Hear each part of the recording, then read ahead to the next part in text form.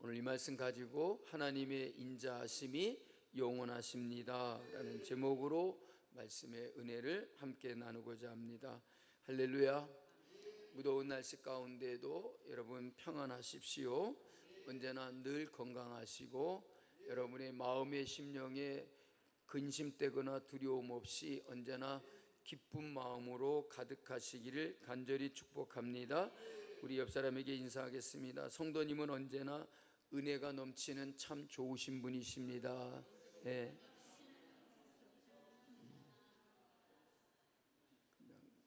그렇대요 라고 이렇게. 이제 여전사님이 휴가 기간이어서 우리 임선영 사모님이 저기 방송실에 올라갔는데 아마 태어나서 처음으로 방송실에 올라갔을 거예요. 또 그런 경험도 하게 되고, 또 우리 두 자녀도 이렇게 나와 있는데 저는 그렇게 생각했어요. 저는 초등학교 6학년 때부터 교회에 이 종쳤거든요. 땡그랑 그래갖고 7시에 예배면 6시 반에 가서 초종을 치고, 그 다음에 6시 55분에 재종이라 그러죠.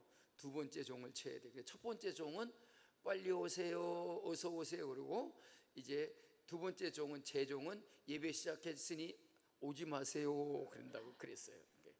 그렇게 했었는데 우리 목회자 자녀이기 때문에 누가 수요 예배 와가지고 저렇게 앉아 있겠어요. 목사님 아들이고 목사님 딸이니까 이렇게 수요 예배도 나와서 예배하는 저런 은혜도 누리는 것 같습니다. 저는 그거를 아주 초등학교 때는 기쁘게 생각했거든요. 근데 중학교 가서 그냥 삐딱해져 갖고 조금 그랬지만은 초등학교 때는 정말 목사님 아들이기 때문에 내가 이런 것도 할 수 있지라고 해서 너무 기뻐했어요. 그래가지고 여기 막 헌신 예배 때 글씨 써붙이는 거 그거 막 연필로 그려가지고 가위로 오려가지고 포스터 물감으로 이렇게 칠해가지고 가위로 오려가지고 갖다 붙이고 막 그러는 것도 정말 되게 좋아했고 기쁘게 생각을 했는데, 자 오늘 또 우리 사모님 너무 수고하셨고 내가 가서 아까 방송실에 내려오다가 가서 어떻게 할만하십니까? 라고 인사드리고 왔는데 고맙고 감사합니다. 이전 시간에 말씀드린 대로 이 시편 105편과 106편은 시편이 제1권, 2권, 3권, 4권, 5권으로 나눠져 있거든요. 그래서 이제 다음번에 볼 107편 위에 보면 몇 권이라고 적혀 있죠? 예, 제5권이라고 적혀 있어요. 그러니까 106편까지는 몇 권일까요? 유치원을 안 나와서 잘 모르네. 제4권일 거예요. 그러니까 제4권의 마지막 두 시편 105편과 106편은 한 쌍을 이루는 시편이다 라고 이렇게 말할 수가 있습니다. 그러면 105편이 이스라엘 역사 속에서 하나님의 변함없으신 그 신실하심을 찬양한다면 106편은 105편의 어두운 버전이다 라고 말할 수가 있어요. 그러니까 105편은 밝은 버전이고 106편은 어두운 버전이다 하는 거죠. 그래서 105편은 좋은 면에 대해서 칭찬하듯이 하며 옳은 일에 대해서 하나님을 찬양하는 거예요. 그런데 106편은 이스라엘 백성들이 하나님 앞에서 옳지 못하고 그릇되고 잘못 행한 일들, 즉 어두운 면에 대한 것들을 지적하고 있는 그런 말씀이다라고 하는 것이죠. 이스라엘 역사 속에서 반복되어 온 하나님을 향한 반항과 반역과 저항의 어두운 그림자다라고 하는 것입니다. 하나님과 이스라엘 관계가 어떤 관계로 여러분 설명이 됩니까? 바로 언약의 관계로 설명이 된다는 것. 다시 말하면 하나님과 이스라엘 백성들은 언제나 언약적인 관계에 서 있었다는 거죠. 하나님이 말씀하시고 또한 이스라엘 백성들은 그 하나님의 말씀을 받아서 살아가는, 그래서 하나님은 말씀하여 주시고 백성들은 그 하나님의 말씀을 받아서 살아가는 것이었다는 것. 그래서 하나님과 이스라엘 관계는 언제나 언약의 관계다라고 이렇게 일컬어 말하는 것입니다.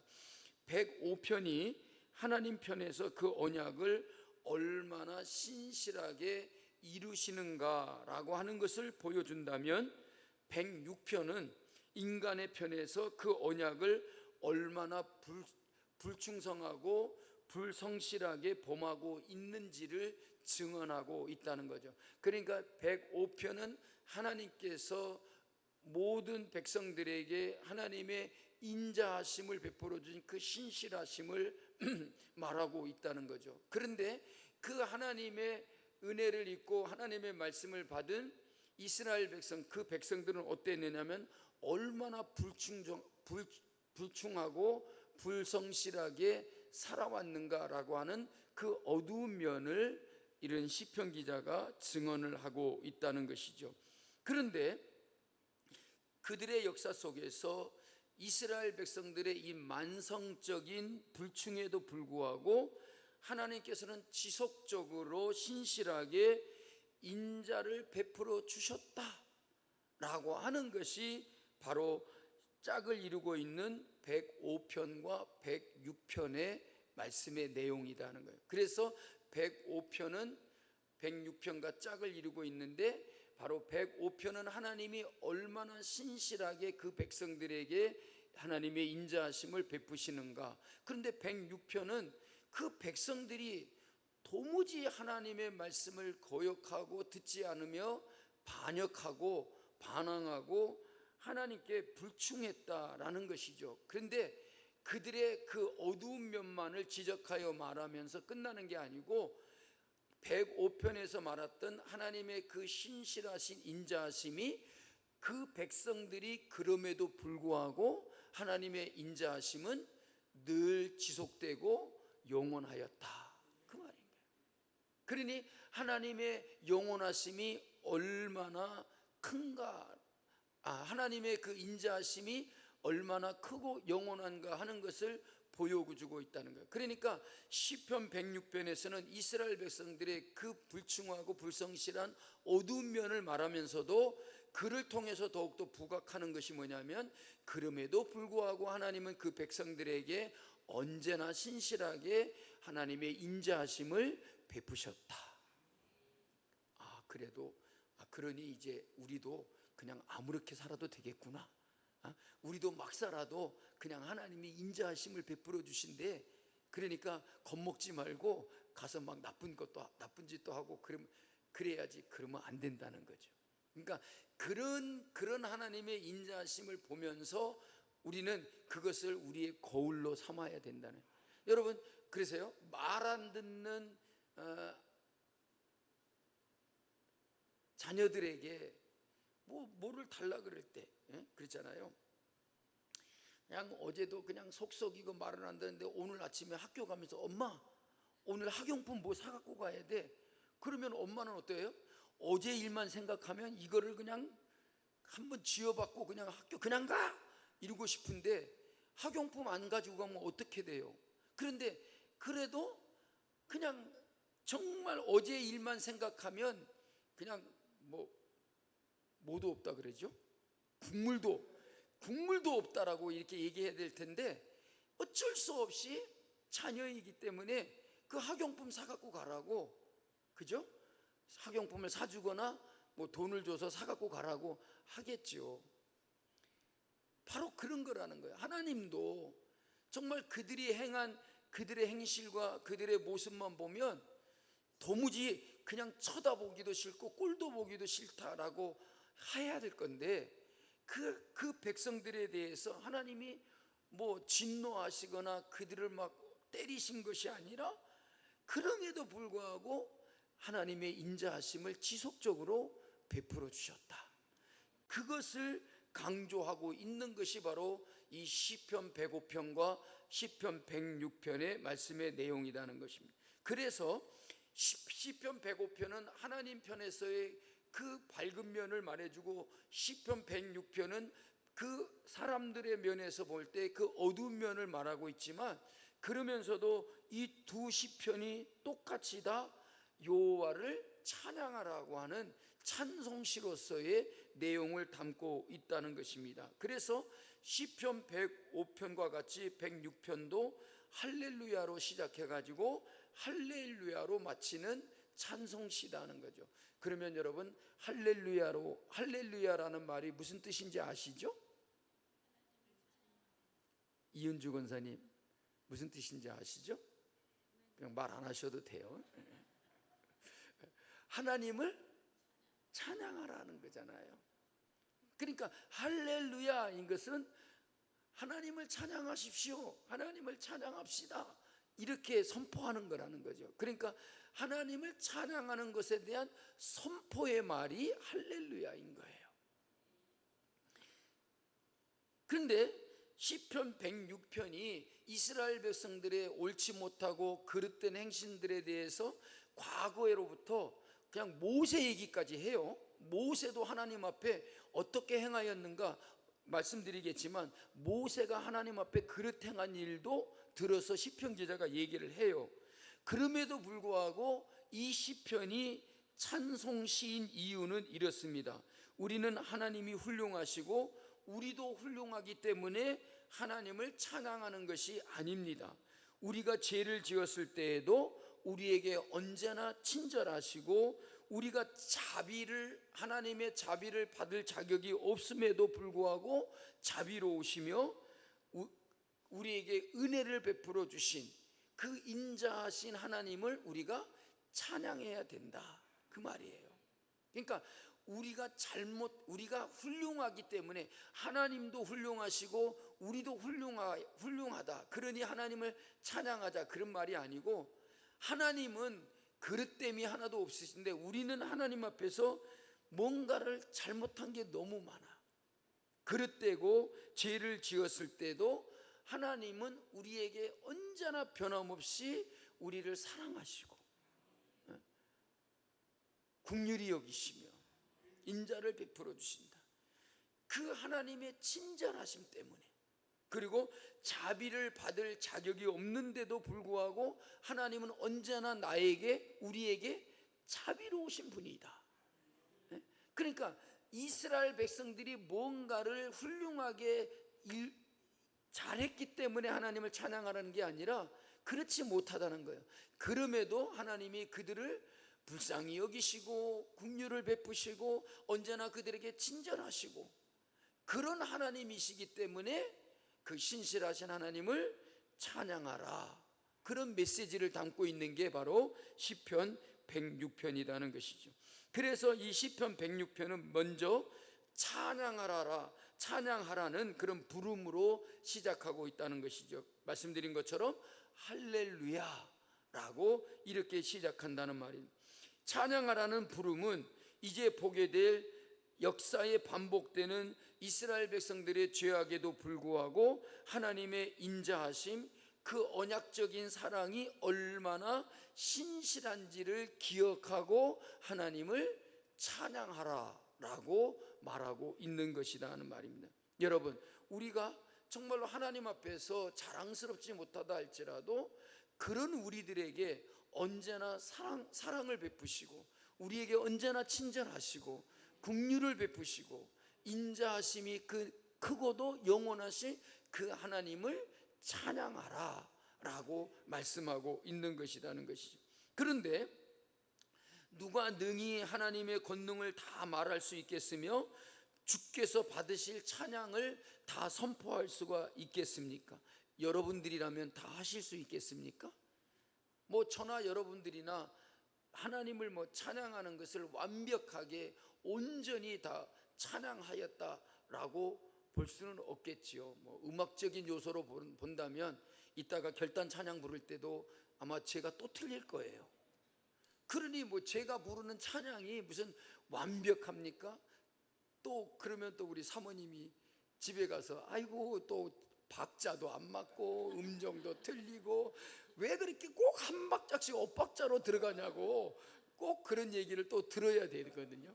그러니까 우리가 뭐 하나님을 찬양하고 하나님 또 우리가 하나님을 예배하는데 여러분 우리의 예배가 온전하다면 얼마만큼이나 완벽하겠습니까? 그러니까 우리가 예배하는 것이나 우리가 하나님을 찬양하는 것이 그렇게 다 온전할 수는 없다라고 하는 것이죠. 그러니까 이것은 유한한 인간이 영원하신 하나님을 충분히 찬양할 수도 없고 다 말할 수도 없다라고 하는 전제를 가진 물음이라는 것이죠. 여기에서 다라고 하는 부사는 충분히 온전히라는 그런 의미입니다. 인간의 반복되는 죄악과 실패에도 불구하고 지치지 않으시고 선을 베푸시며 선하심과 인자하심으로 우리 인생을 추격하신 하나님을 어떻게 우리가 충분하다라고 할 만큼 찬양을 할 수 있고 그 하나님을 선포할 수 있겠습니까? 여러분, 예배는 본질적으로 하나님의 권능을 말하고 주께서 받으실 찬양을 충분히 선포하는 것입니다. 그렇다면 우리의 예배는 얼마나 부족하고 제한적이겠습니까? 정말 우리가 드리는 예배가 무슨 완벽하고 온전한 예배다, 우리가 드리는 찬양이 무슨 최상의 찬양이다, 뭐 그렇게 말할 수는 없을 것입니다. 그러므로 우리는 예배가 언제나 하나님의 은혜에 감싸여 드려진다는 사실을 기억해야 된다는 거죠. 그러니까 우리의 예배가 제한적이고 우리의 예배가 좀 부족한 면이 있고 온전하지 못한다 할지라도 그런 예배를 하나님 앞에 드릴 수 있는 것은 뭐냐면 하나님의 은혜에 감싸여서 우리가 하나님을 예배할 수 있다. 그러니까 하나님의 은혜가 우리에게 임하기 때문에 우리의 예배를 하나님께서 받으시는 것이라는 거죠. 그러므로 우리는 언제나 항상 하나님을 예배하고 찬양할 때에 우리에게 뭐가 임해야 돼요? 하나님의 은혜가 임해야 된다. 예배하는 여러분 모두에게 하나님의 은혜가 임하시는 줄로 믿습니다. 그러니까 하나님의 은혜에 감사하여서 우리의 예배가 하나님께 받아들여진다는 것을 언제나 우리는 잊지 말고 예배하는 자가 되어야 될 줄로 믿습니다. 우리의 부족한 찬양과 설교를 온전하게 하시고 기쁘게 받으시는 것은 오직 그리스도 안에서 우리에게 베풀어 주시는 하나님의 은혜 때문이다. 그러니까 우리가 뭔가 대단한 것을 행하는 것이 결코 아니다라는 것입니다. 그리고 2절과 3절 말씀을 보면 이 말씀은 분리될 수 없는 말씀입니다. 정의를 지키는 자들과 항상 공의를 행하는 자는 복이 있도다 라고 이렇게 말합니다. 3절은 갑자기 튀어나온 말이 아닙니다. 정의를 지키고 공의를 행하는 자들은 복이 있는 자들인데 이들은 하나님의 권능을 말하고 주께서 받으실 찬양을 선포하는 사람들이라고 하는 것입니다. 항상 공의를 행하는 자라고 할 때에 이 항상이라고 하는 말은 2절에서 다라고 하는 말과 같은 그런 단어인 것입니다. 누가 온전하게 그리고 충분하게 공의를 행할 수가 있겠습니까? 그런데 이 시인은 예배와 삶, 예배와 윤리는 분리될 수 없다. 오직 공의를 온전히 행하는 자만이 하나님이 받으실 찬양을 온전히 선포할 수 있다라고 이렇게 말하는 것입니다. 이 명제가 바로 시편 106편의 전체적인 주제이기도 하다라고 하는 것입니다. 6절 말씀은 죄악의 역사를 시작하는 주제이자 전반적인 죄의 고백인 것입니다. 우리가 우리의 조상들처럼 범죄하여 사악을 행하며 악을 지었나이다 라고 이렇게 말합니다. 우리가 우리의 조상들처럼 범죄하여, 그러니까 우리도 범죄했지만 우리의 조상들도 뭘 했다고요? 범죄했다는 거예요. 그러니까 우리의 조상들도 똑같은 사람들이었고 우리도 또 범죄하였다. 그러면 조상들만 범죄한 게 아니라 우리들은 범죄하지 않아야 되는데 우리도 범죄했다는 거예요. 그러니까 뭐라고 얘기해야 되나요? 죄송합니다, 그에 비해 그 자식이라는 거죠. 그러니까 조상들도 그랬는데 그의 후손들도 똑같이 그랬다는 거예요. 그러니까 너나 나나 할 것 없이 다 하나님 앞에 뭐예요? 죄인이라는 거죠. 우리 조상들처럼 범죄했다. 그러니까 우리 조상들이 범죄했으면 우리는 그러지 말아야 될 거 아니에요. 그렇잖아요. 성경이 그 이스라엘 백성들의 지난날의 모든 가오와 잘못된 것들을 기록한 것은 우리에게 뭐를 삼게 하기 위함이라 그랬어요?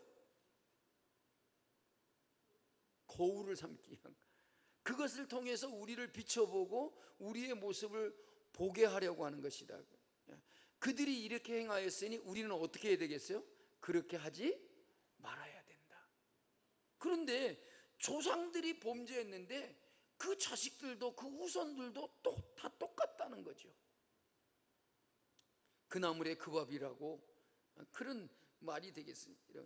그래서 7절부터 46절에는 이스라엘의 역사를 애굽 시절부터 가나안 시절까지 회상하면서 그들이 반복되어 죄악을 저질렀던 것들을 기록하고 있는 그 주제의 몸통입니다. 그러니까 보면 오늘 말씀이 전부 몇 절이었죠?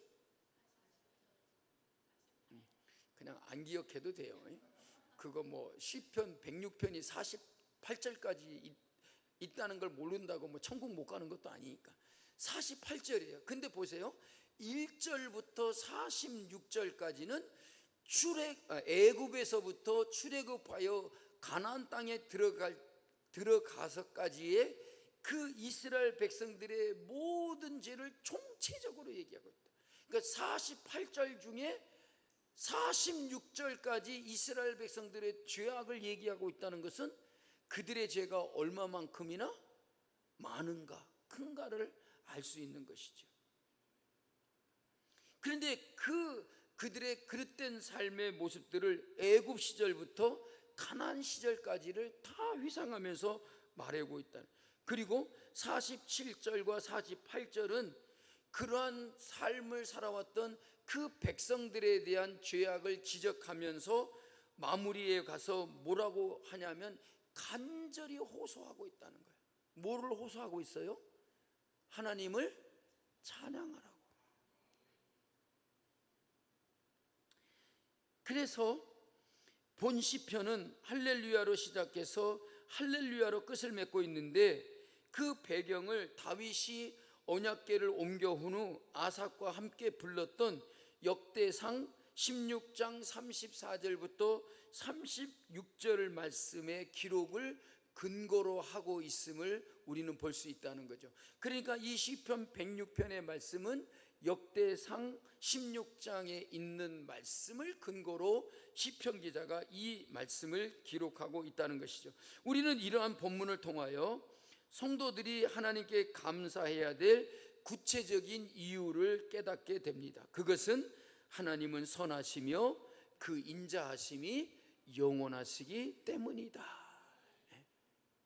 그러니까 시편 106편의 시인이 이렇게 이스라엘 백성들을 낱낱이 지적하면서 말하고 있는 이유는 뭐냐면 그런 우리들에게 하나님의 인자하심이 얼마나 큰가, 그러니 선하시며 인자하심이 영원하신 하나님을 찬양해야 된다, 우리에게 말하고 있습니다. 그런데 여러분, 시편 106편은 어떻습니까? 6절 말씀에 보면 말씀드린 것처럼 우리가 우리의 조상들처럼 범죄하였다, 사악을 행하며 악을 지었나이다 라고 이렇게 말하고 있어요. 시편 106편에서는 우리의 심정과는 달리 자기들의 조상들이 얼마나 잘못되고 수치스러운 일을 행하였는지를 아주 솔직하게 소개하고 있다고 하는 것입니다. 또 14절에서는 뭐라고 합니까? 광야에서 욕심을 크게 내며 사막에서 하나님을 시험하였도다 라고 했어요. 무슨 말입니까? 자기 조상들을 가리켜서 하나님을 잊어버린 욕심쟁이들이다 라고 이렇게 말하고 있다는 것입니다. 그리고 25절에서도 마찬가지 말씀이 나옵니다. 저들의 장막에서 원망하며 여호와의 음성을 듣지 아니하였도다 라고 말합니다. 이스라엘은 하나님께서 베풀어 주신 은혜를 생각한다면 결코 이럴 수는 없다는 것이죠. 그런데도 불구하고 그들은 정말로 하나님 앞에서 얼마나 그릇됐느냐는 것이죠. 그 하나님의 은혜를 생각한다면 그 어떤 원망도 할 수 없는 것이 아니겠습니까? 그런데 여러분, 이스라엘의 조상들은 어땠습니까? 광야에서부터 자기들의 욕심에 사로잡혀서 하나님에 대하여 불평과 원망을 매일처럼 밥 먹듯이 일삼고 있었다는 것입니다. 그 결과가 어떻게 되었는가? 29절 말씀을 보십시오. 그 행위로 주를 경록해 함으로써 재앙이 그들 중에 크게 유행하였도다. 여러분, 유행한다는 게 뭐죠?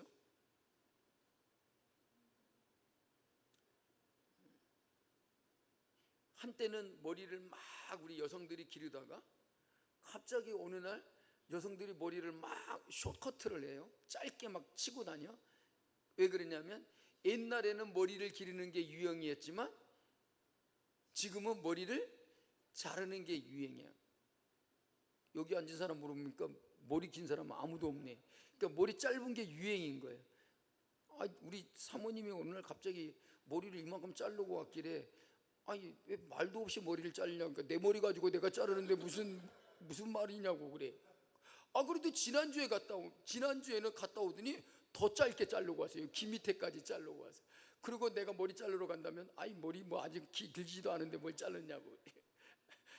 머리를 막 자르고 오더라고요. 이런 게 유행이잖아요. 옛날에 바지 막 통이 넓은 거 입고 다니다가 요즘에는 통이 막 짧은 거 입고 다니고. 예? 예. 유행이야. 옛날에는 또 바지 길이도 막 길게 하고 구두에 막 덮이고 접히고 하는 게 유행이었는데 요즘은 구두에 바지가 이렇게 접히면 아주 촌스럽다 그러잖아요. 이런 게 유행인 거예요. 그러니까 유행이라는 건 반복적으로 행해지는 것을 말하는 거죠. 그러니까 여기 보면 그 재앙이 그들 중에 크게 유행하였다 그래요. 그러니까 뭐냐면 이 재앙이 한 번으로 그친 게 아니고 계속 반복이 되는 거예요. 그러니까 유행처럼 그 재앙이 그들에게 임했다는 거죠. 그 조상들의 죄가 얼마나 심했던지 하나님이 진노하시고 그들에게 내리시는 재앙이 뭐였다고요? 유행이었다는 거예요. 유행. 얼마나 반복적으로 그렇게 유행이 될 정도였는가라고 하는 것이죠. 더군다나 32절 33절에서는 모세조차도 무리바에서 하나님을 진노하게 만들었다라고 시편 기자가 말하고 있습니다. 그러면 무리바에서 무슨 일이 있었던 것입니까? 출애굽한 이스라엘 백성들이 물이 없다라고 막 불평을 하는 거예요. 그래갖고 막 모세를 막 잡아 죽일 듯이 막 덤벼들고 그래. 그래서 하나님께 막 간구했더니 하나님께서 모세에게 뭐라 그러냐면 반석을 쳐서 물이 나오게 하라 그랬어요. 그래서 반석을 쳐서 모세가 물이 나오게 한 곳이 어디라고요? 무리하지 마십시오. 무리바였어요. 그런데 왜 모세가 무리바에서 하나님을 진노하게 하였던 것일까? 모세도 뿔이 났었어요. 막 하나님을 원망하고 막 모세를 원망하며 자기를 막 잡아먹을 듯이 막 그렇게 덤벼드는 그 백성들을 보니까 화가 왜 안 나겠어요? 나도 막 성질이 날 것 같은. 그러니까 하나님께서 그냥 모세에게 지팡이를 가지고 반석을 쳐서 물을 내게 하라 그러니까 모세가 막 성질이 나니까 그 백성들을 생각하면 이 사람들에게 내가 이렇게 해주고 싶지 않은데 하나님께서 하라고 하니까 그냥 마음에 화가 잔뜩 나가지고 그냥 가서 좋게 친 게 아니라 그냥 성질머리를 가지고 어떻게 했냐면 반석을 한 번만 친 게 아니라 막 땅땅 하고 치는 거예요. 거기에 뭐가 담겨져 있어요? 모세의 막 분노가 담겨져 있는 거예요. 그러니 하나님께서 볼 때 저게 왜 저러지? 하고 왜 안 그러게 생각했어요? 그러니까 하나님도 참고 그들에게 반석을 쳐서 물을 내어주시려고 하는데 모세가 막 분노해가지고 격노하는 마음을 가지고 가서 그냥 반석을 힘있게 막 그냥 두 번이나 막 내리쳤다는 거잖아요. 화풀이 하듯이 그렇게 했다는 거예요. 그래서 하나님께서 그 모세의 행위에 대해서 하나님이 얼마나 진노하셨는지 모릅니다. 모세가 백성들의 원망과 불평에 대해서 침착하게 대응하지 못하고 함께 흥분해 가지고 분노하는 마음으로 반석을 막 세게 두 번이나 막 내리쳤다는 거죠.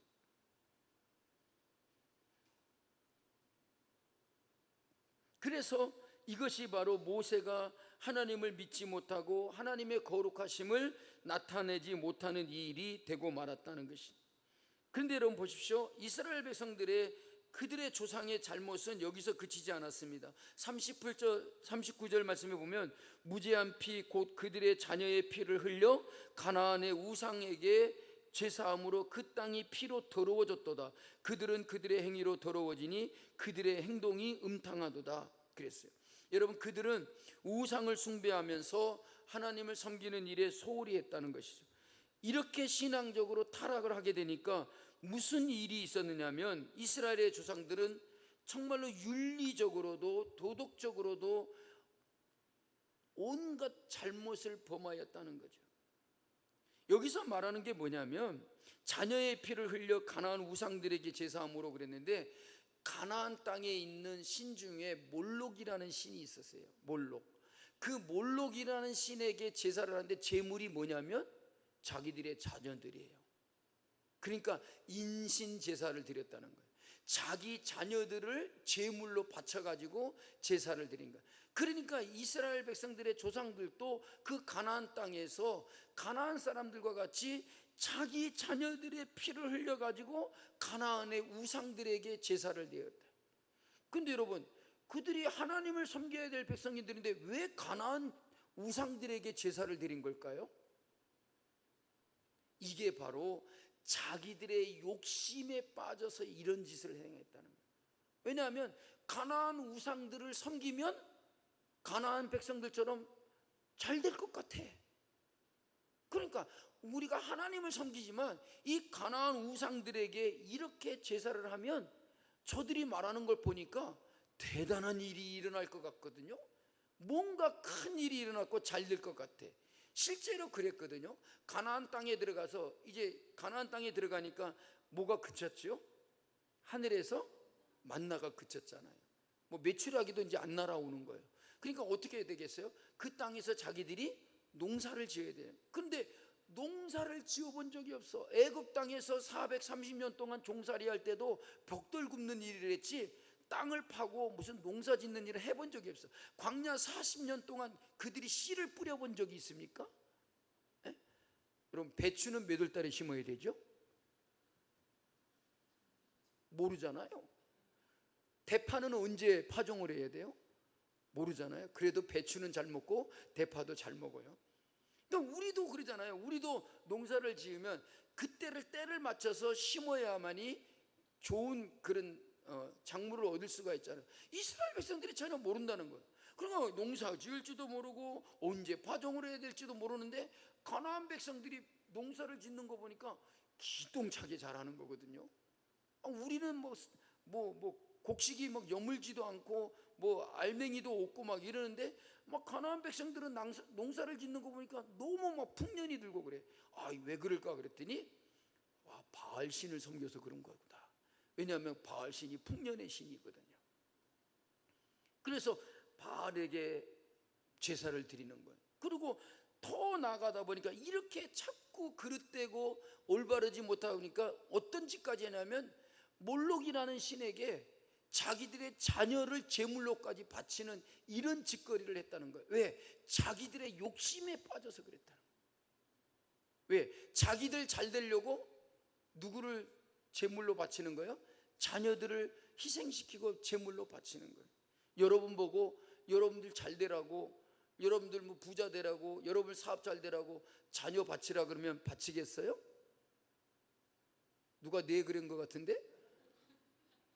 여러분도 안 그러는데 어떻게 하나님이 직접 나타나시고 하나님이 말씀해 주시는데 그들이 이렇게 행할 수가 있냔 말이에요. 이거는 정말 심각한 문제잖아요.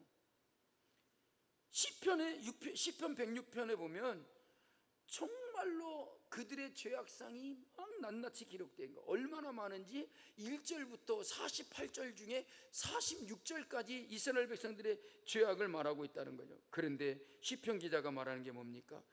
그러한 자들에게도 하나님은 언제나 변함없이 신실하시고 인자하신 분이시다. 긍휼을 베푸시고 그들을 불쌍히 여기시는 분이다. 그래서 언제나 항상 하나님은 우리에게 인자하심이 영원하시다. 그래서 여호와의 선하심과 그의 인자하심을 맛보아 알지어다.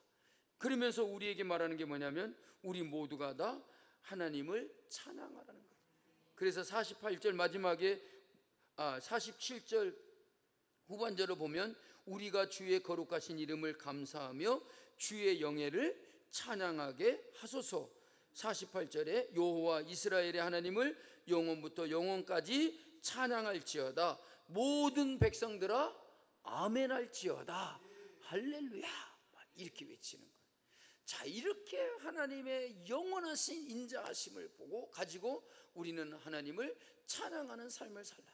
여러분, 우리는 분명히 우리도 이스라엘 백성들의 조상들과 못지않게, 그 이스라엘 백성들 못지않게 하나님 앞에 온전치 못하고 부족한 것이 많습니다. 그럼에도 불구하고 하나님은 우리에게 그 선하심과 인자하심이 영원하시다는 것을 우리는 언제나 깨달으며 하나님을 찬양하는 우리가 되어야 될 줄로 믿습니다. 그래서 사도 바울은 이렇게 고백을 했지요. 디모데후서 2장 10절 13절 말씀에 우리는 미쁨이 없을지라도 주는 항상 미쁘시니 자기를 부인할 수 없으시리라. 주님은 항상 미쁘시니 자기를 부인할 수 없다. 그 말은 뭐냐면 하나님은 언제나 선하시고 자비하시고 인자하시기 때문에 자기를 속일 수 없다는 거예요. 그래서 우리는 미쁨이 없을지라도 하나님은 언제나 미쁘시니 자기를 속일 수 없다. 그래서 언제나 항상 우리에게 하나님의 선하심과 인자하심을 베풀어 주시는 하나님이신 것을 우리에게 기억하라는 것입니다. 그러면서 우리에게 영원부터 영원까지 찬양할지어다. 모든 백성들아 아멘할지어다. 여러분들 아멘 안 하시네요? 내가 이 말씀하면 여러분도 크게 아멘 하시겠습니다. 모든 백성들아 아멘할지어다. 할렐루야. 이렇게 하나님께 영광을 돌렸다는 것입니다. 사랑하는 성도 여러분, 우리도 하나님의 영원하신 그 인자하심의 영원하심을 깨닫고 하나님을 날마다 찬양하는 기쁨의 삶을 사시기를 주의 이름으로 축복합니다. 찬양하겠습니다.